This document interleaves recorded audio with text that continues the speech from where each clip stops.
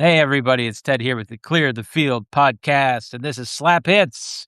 I'm here with Paul. Of course, every couple of weeks we diverge from Paul's deeply researched, finely woven tales of baseball's past to check in with the current season, poke around the baseball world of fandom and general baseball enjoyment.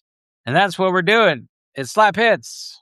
Today is August 18th, 2026. As we record this, hello, Paul. Ted, how was your summer vacation? We're coming back from our first real break since we started the show. It's great. I tried to find baseball where I went. I wasn't always successful, but it's a thing to do on vacation. I saw the Tri-City Valley River Cats. Maybe that's their name. I don't know. But non-Major League Baseball. It would be fair to not look for any baseball on a vacation, right? We spend enough time steeping ourselves in it during the regular season of our lives, as it were.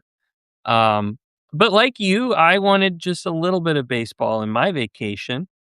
And so I thought we'd start today. I want to call out a very special place in Denver, Colorado. It's just a block away from Coors Field.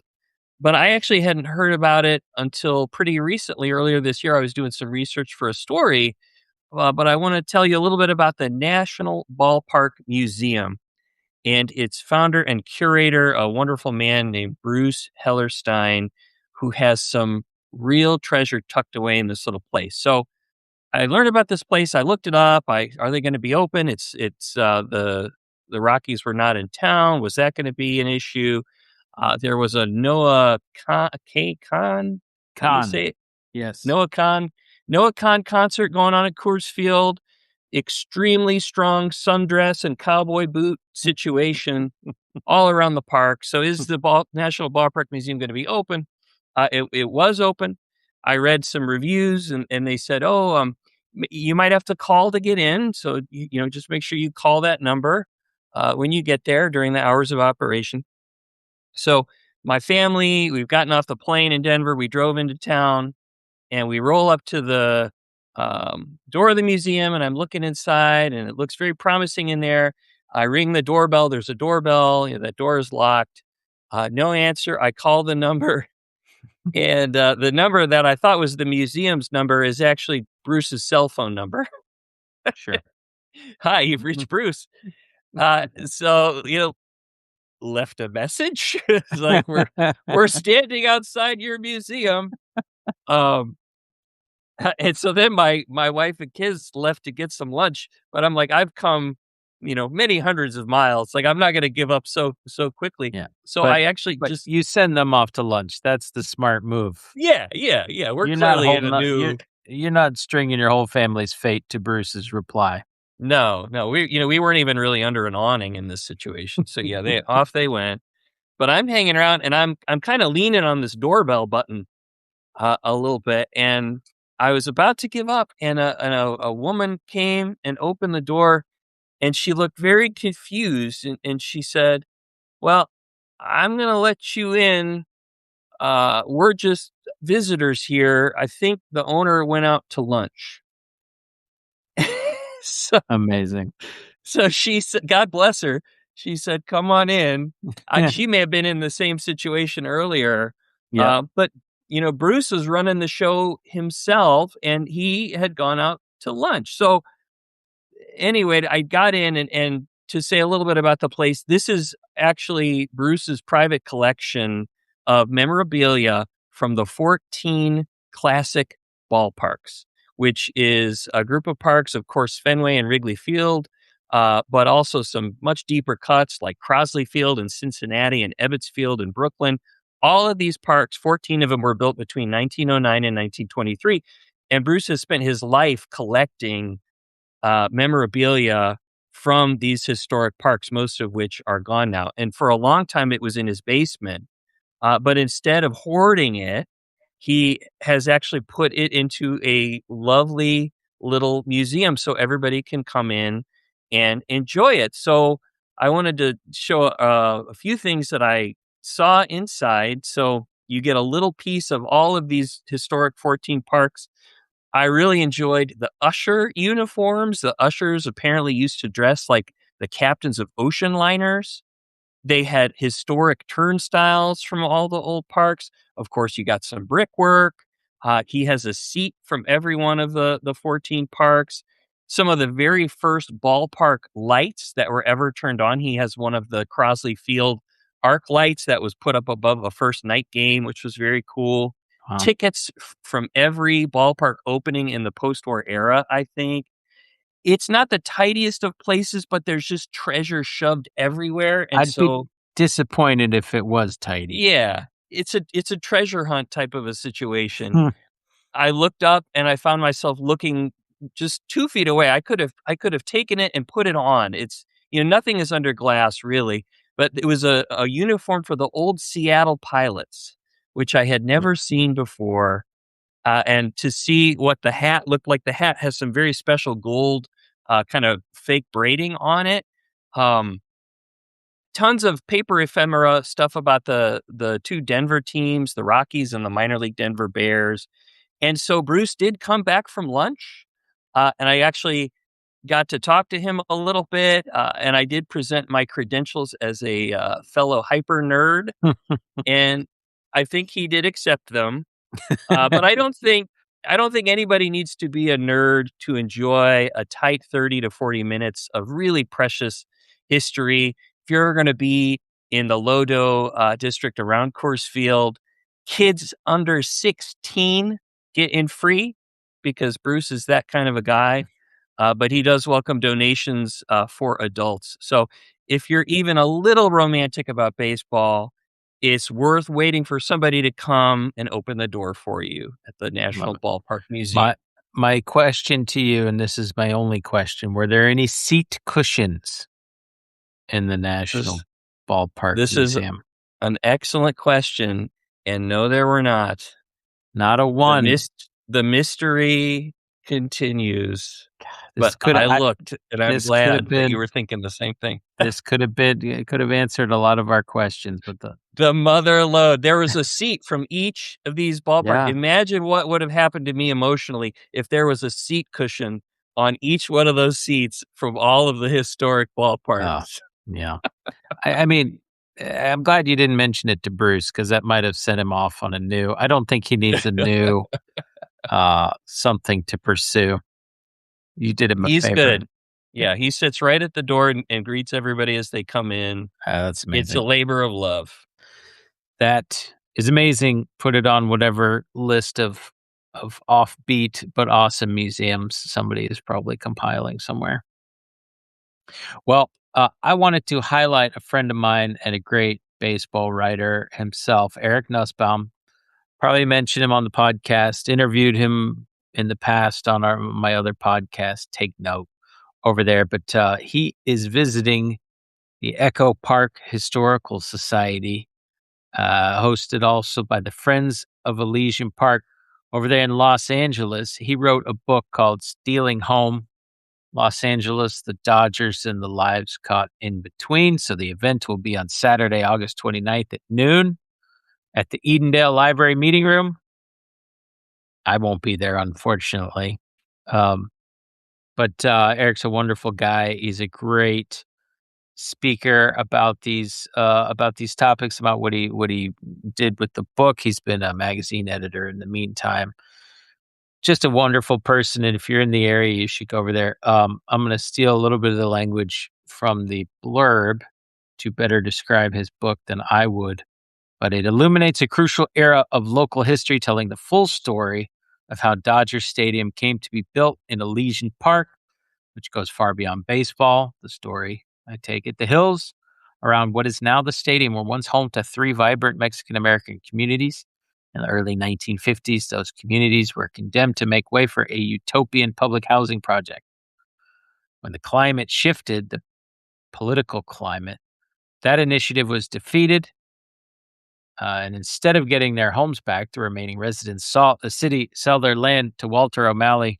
Drama ensues, resistance. It was ultimately quashed. It's a great story. It's a great book, Stealing Home by Eric Nussbaum. Just wanted to get that into your ears as you're looking for new pathways to go down and this storied national pastime of ours.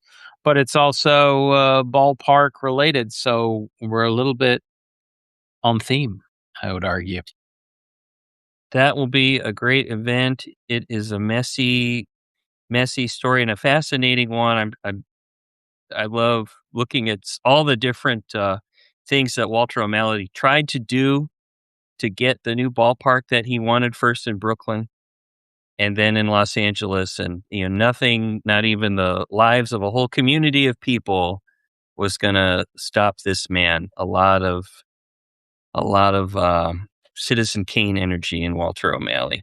A humble brag, but when Eric initially published the book, he created with a illustrator colleague of his a set of baseball cards of the some of the activists who fought the. I wish forgot to bring it. I would have showed it on camera. Uh, but I've got he gave me a set of those baseball cards. They're pretty fantastic. Some badass folks in old school kind of baseball designs.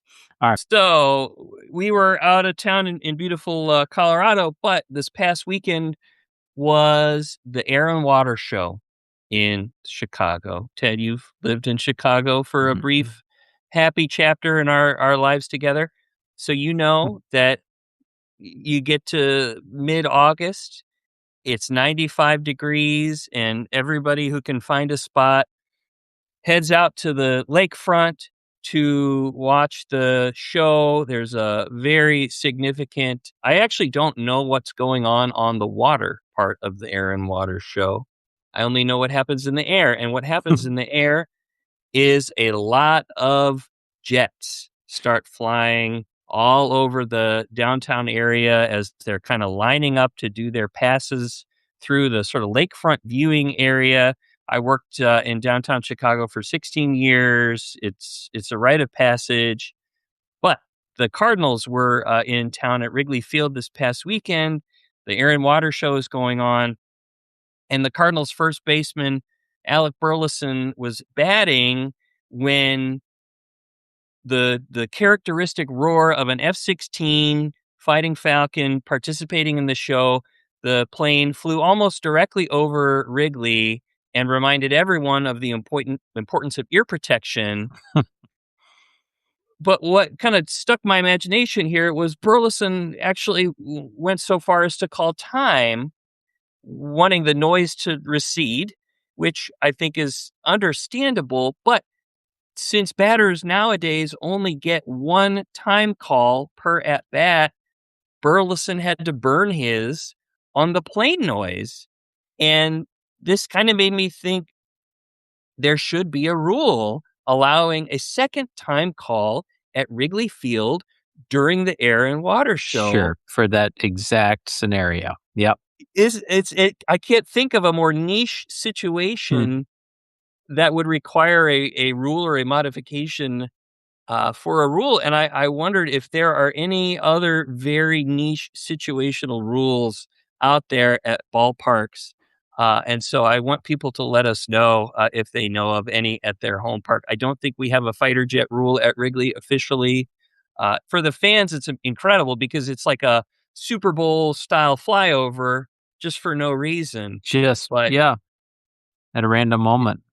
it's rough out there if you're trying to concentrate on anything. So let us know, is there any rule weirder than the fighter jet time call rule that I am proposing for Wrigley Field? It's got a sort of insurance actuary, act of God versus act of Right. man kind of a feel to it. Like, where do you draw the line you know, if it's more than 10,000 feet above ground level, can you call a timeout? I like that maybe we could add a bunch of addenda and sort of sub rules to the main rule just to kind of maybe write it on a piece of old parchment and save it down at City Hall. It wasn't Burleson's mom in the plane. He couldn't do anything about that. So yeah, I think it leans more toward act of God, or at least act of institution. Active institution. I would imagine with some group thinking there, we could come up with some amazing additional examples. Well, Cal Raleigh is having a terrible follow-up year to his amazing year last year. I think it's fair, it's one of those stories that, even my 12-year-old son is like, I just don't understand. It's like, oh, Yeah. life is baseball is weird. Life is weird. You never really know what's going on. Zach Kreiser of the Bandwagon newsletter um, did a deep dive on it, which I enjoyed. I would suggest anybody go and read it. There was talk of an oblique injury early in the season. This is the kind of thing that really peels back the layers of the onion. However, in the course of this deep dive into Cal Raleigh's horrible year, he looked at other instances of horrible years following truly great years, and in the course of doing that, just a detail jumped out at me, a very clear the field-esque detail. Mm-hmm. So this is quoting Kreiser. He said, "Sitting at 12 long balls entering Wednesday, Raleigh will likely clear the low mark for homers after a 50-homer year. Hack Wilson in 1931 hit only 13 in a season, shortened by a suspension for numerous curfew violations." And that's the kind of magical line that gets thrown out there that just makes you put your Paul hat on and just have to learn a little bit more.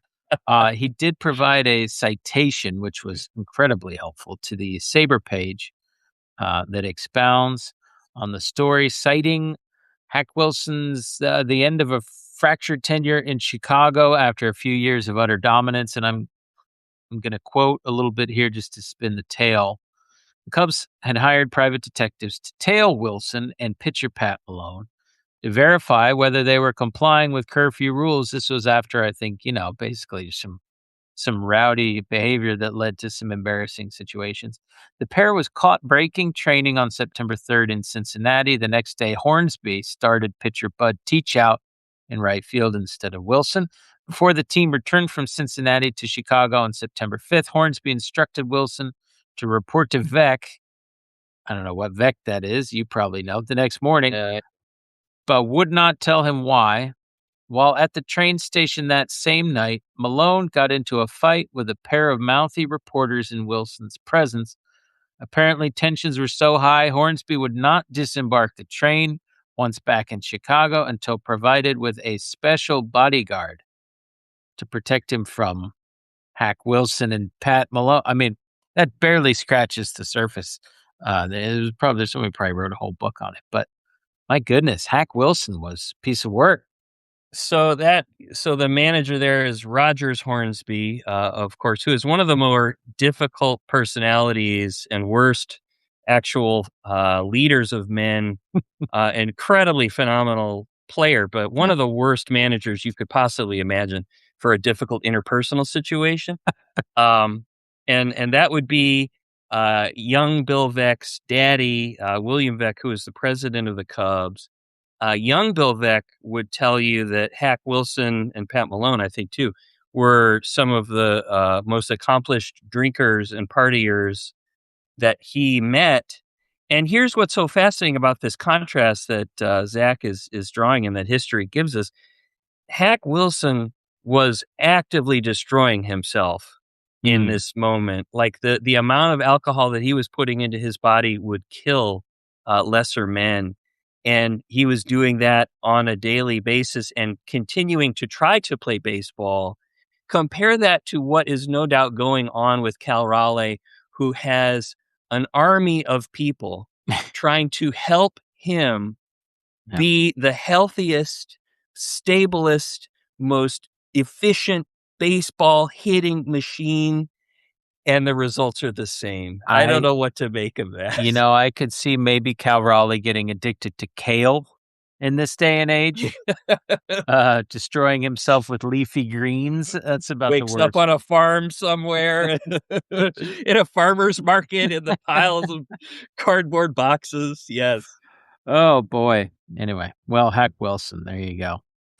Yes, Uh, definitely a future Project 318 candidate. I mean, Some of there you those go. Hank Wilson stories. There you go.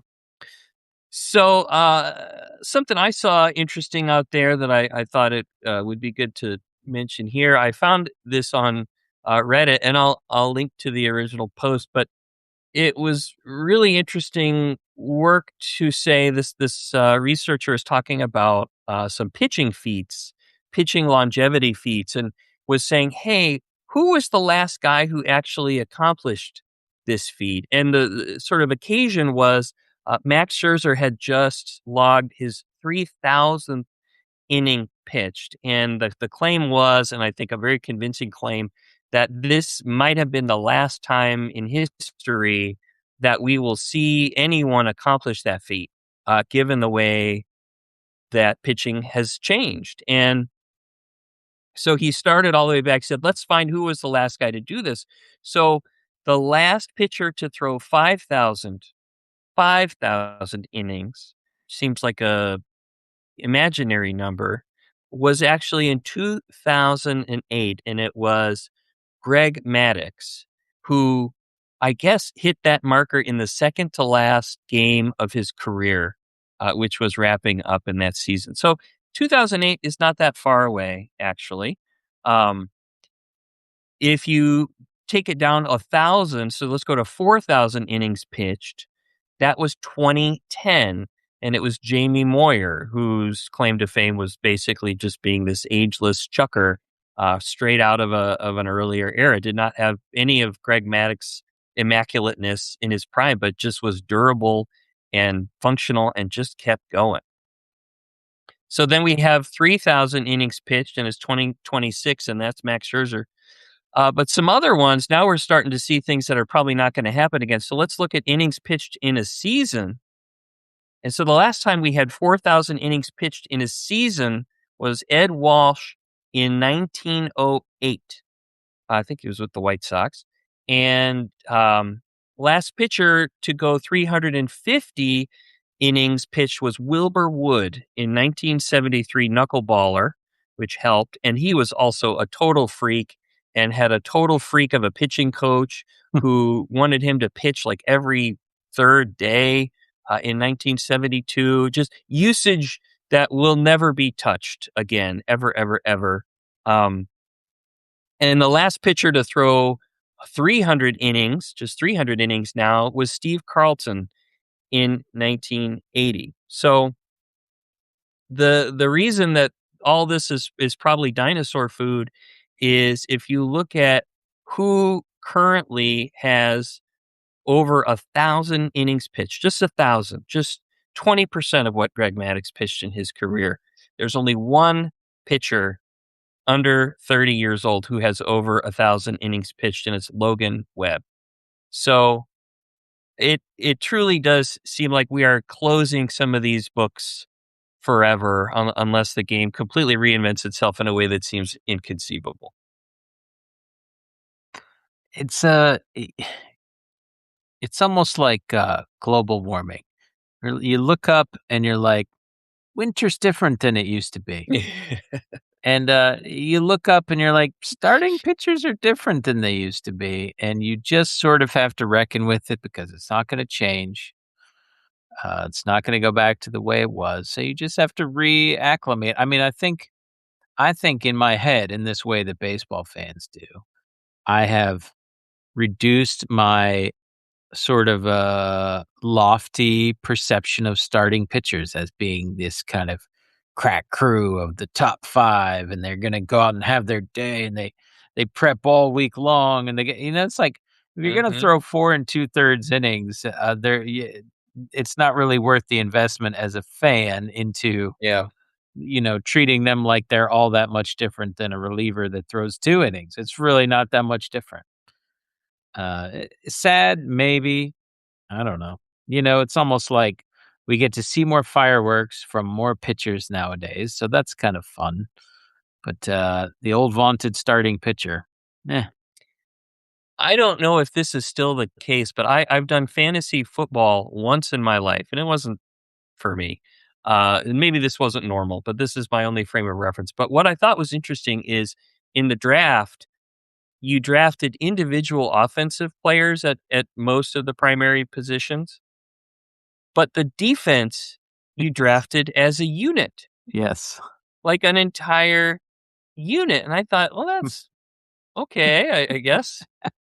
We're seem to be deprioritizing certain contributions, but maybe this is kind of the mold that pitching is moving into, right? Where it is a Yeah. sort of ensemble cast versus a few star vehicles. And like you said, with global warming, it is apt because I sure would like winters to go back to when I could sled, and it's just not going to happen.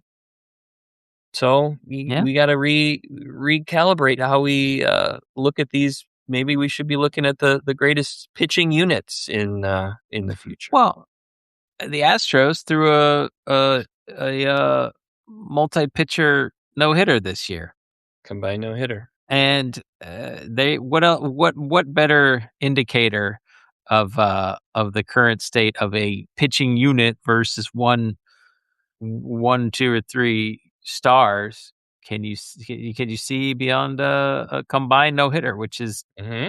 far from the first. I'm not yet at a point where I can really care that much about a combined no hitter. You and I have talked about it.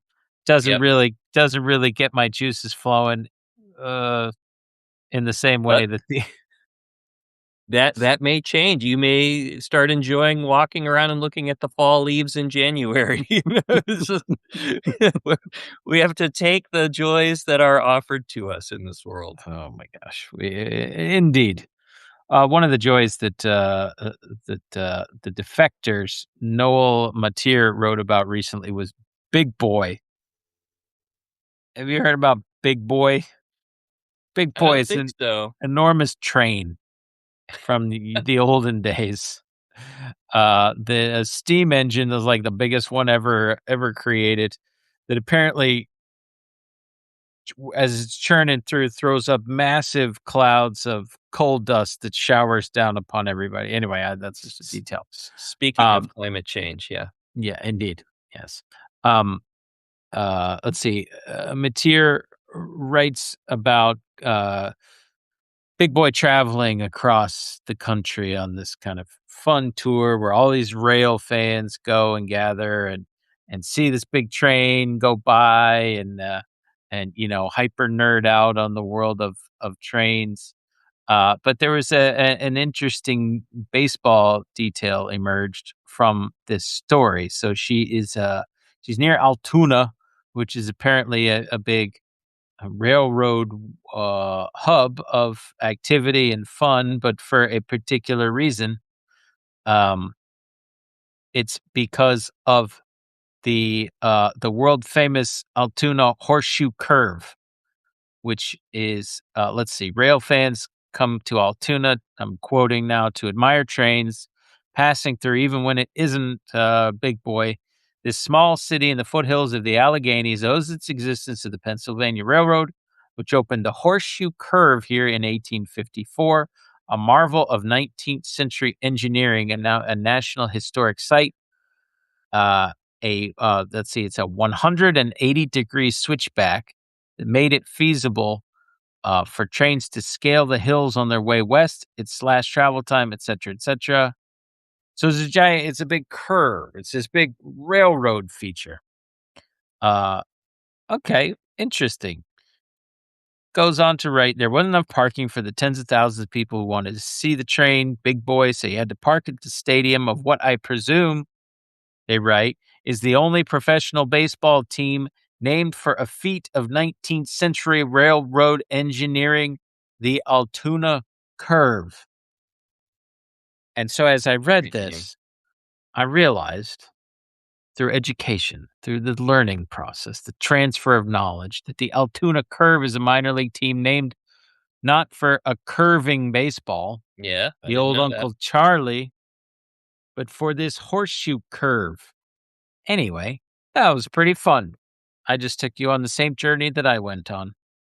And you know how much I love these journeys. Like this is I I I don't know who needs this, but I really love how baseball is the sort of injection vehicle for all different kinds of history. Like you, Well, and that's why you gotta find the baseball when you go on a vacation is because 'cause you're gonna end yeah. up in some little weird, little alleyway of American culture or history.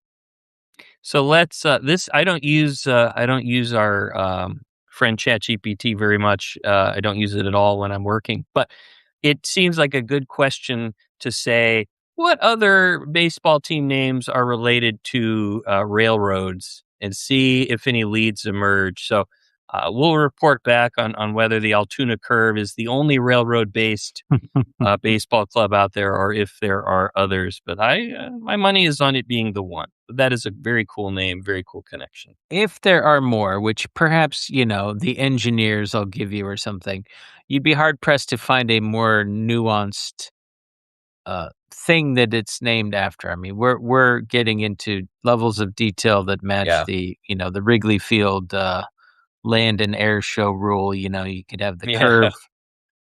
curve asterisk. It's an Easter egg. I mean, it's like it's right there in the name, right? I love a good Easter egg. All right, so my last thing today, Ted, going to combine a couple things, but I feel like we need to have an old school check in. A few things have happened in baseball recently. So, first thing I want to talk about is Mets pitcher Jeffrey Yan. Have you heard about Mr. Yan? Relief pitcher, I think. Um, Comes into the game, has some pretty electric stuff. But what has sort of made headlines is he has a very unique strikeout celebration on the mound, and he sort of leaps up in the air, and he has incredible athleticism and flexibility, and does what I can only describe as a sort of Spider-Man landing when he comes back to the ground. So you know how Spider-Man sort of drops into a crouch with his legs spread whenever he lands.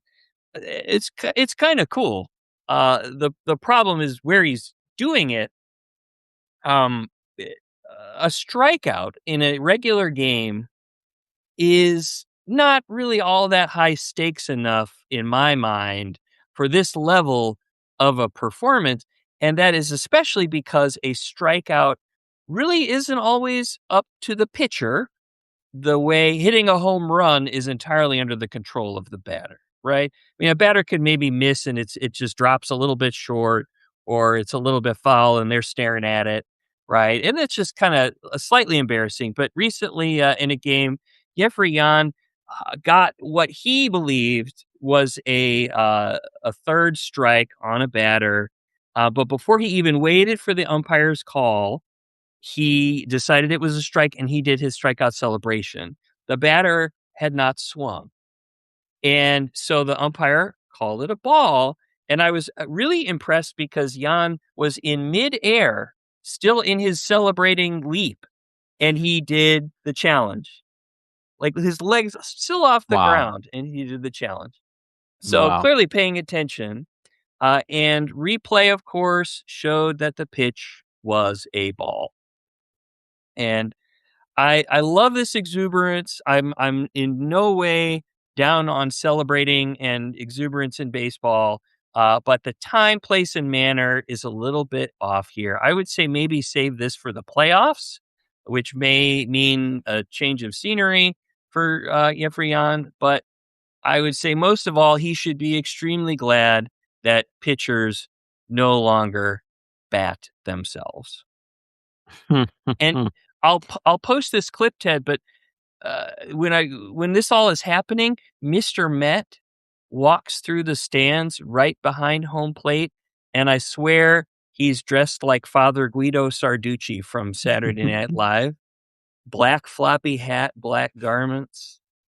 It's a Just strange total time for non me here sequitur. right now. Just Yeah, total just wild out of the stuff is blue. happening. Uh, So part I two, oh, go ahead. Well, just observations. Celebrate at your own risk. I feel like for every massive celebration, there's the shame of when it, sort of goes wrong, Yep, yep. and you're left holding the emotional bag. Second thought is one of the developments of the ABS era that I've really come to enjoy is how terrible pitchers are at challenging pitches. Mhm. And I love the guys the pitchers that are like, "I don't do that. I'm really far away, can't see it. I let my catcher handle it." But then the guy who's just so out of his mind that he's not hadn't even touched back on the earth yet, and he's incorrectly challenging it. That's chef's kiss, beautiful. You wonder if they will take it away from pitchers because I'm not sure there's any value to anybody to have pitchers having the ability to challenge versus I just leaving it to the catcher and the batter. I am sure there's managers who have said probably just across the board, Right. pitchers are not allowed to challenge. Yeah. Yeah. Love it. So, second old school baseball moment I want to talk about. This one was a few days ago on August 13th. The Reds and the White Sox. Sal Stewart hit a 419-foot home run off of a White Sox pitcher named Davis Martin. And I read a quote from one of the umpires. He said, maybe Stewart admired it a little bit too long. Which that whole concept is some old school garbage in my mind. If you hit a Yes. bomb, you get to watch it. We were both raised in the sort of extremely churlish 1980s when showing any sort of Oh, yes. happiness was cause for violent reprisals. But we've moved so far, like the fact that Jeffrey Yan is accepted in a Yes. dugout of baseball players shows how Yes. far we've come, and I'm so glad for it. Um, so forget it. He can look at his home run as long as he wants.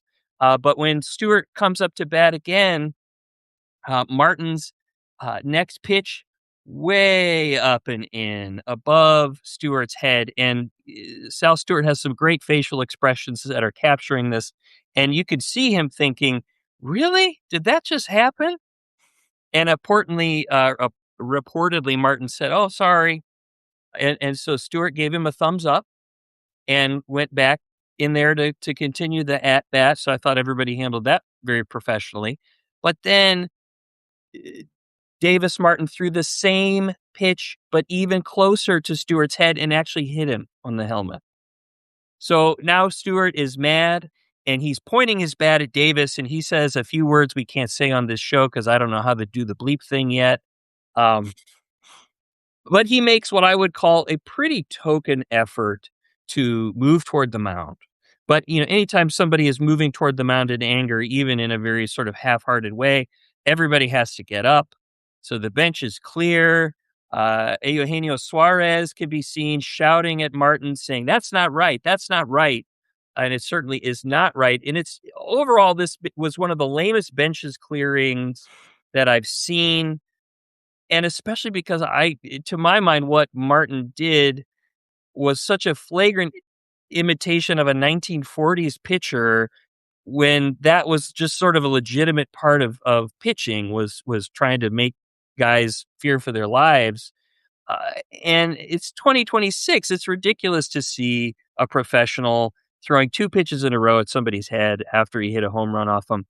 And I really just kind of wish actually that Stewart and Suarez and the rest of the Reds had made this lesson more memorable by making a bigger deal about it because Martin was ejected from the game. There was no warning, and he kind of complained about that. He said, "Well, I kind of thought there was supposed to be a warning," but the umpires were like, "No, if somebody is, in our judgment, clearly throwing at somebody else like that, there is no warning that is required." But I really think that incident should have ended with him hiding behind his infielders after a moment like that. So to recap, routine strikeout celebration, bad. Headhunting, terrible.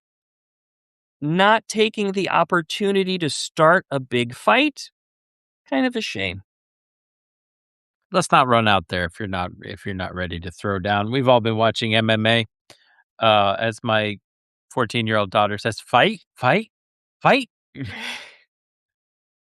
This has been Slap Hits from Clear the Field. Find more baseball stories from Paul at Project 3.18 on Substack.